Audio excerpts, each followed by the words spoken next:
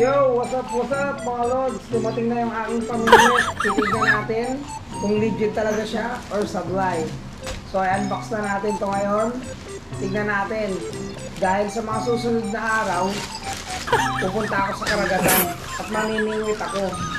Doon, kung saan, mga 5 feet lang yung lalim. Charo! Oh my God! So, dumating na. Check natin yung ating biniling pamingwit.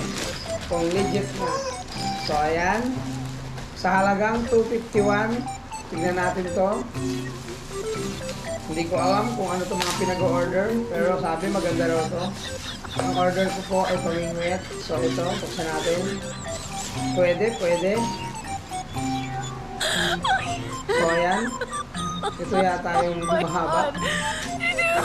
Parang ewan lang, hindi alam yung in-order. So, isa. At marami kasi itong freebies. Yun ang nagustuhan ko. At ito naman yung... Ganito ba to? Yan, ginaganyan-ganyan.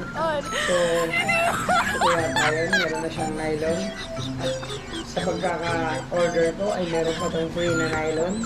So, yan, sabog-sabog. Parang hindi ingatan. Almost 5 days bago dumating. At ito na! Ito yung mga accessories pa na iba. At meron pa po siyang isang extra panse o nylon. So, ayan, nakikita mo. So, legit nga talaga siya sa halagang 251 only. Yan. So, check natin kung paano ito gamitin. So, hindi ako nito talaga marunong. Pero, check natin. Ooh! Maiksi. So, mahaba nga siya. Tingnan natin kung napupold. Patay tayo nito. Mukhang mapuputol. So, ayan. Ano ba to? So, ito na nga yung aking in-order. Kasi ito, legit ko na. So, ayan.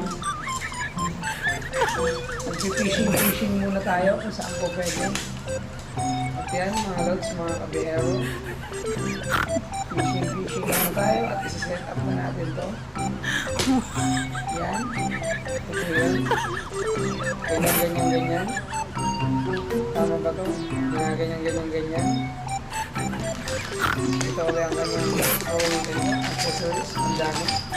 Sa halagang 251 pesos only, meron na kayong pamingwit or fishing.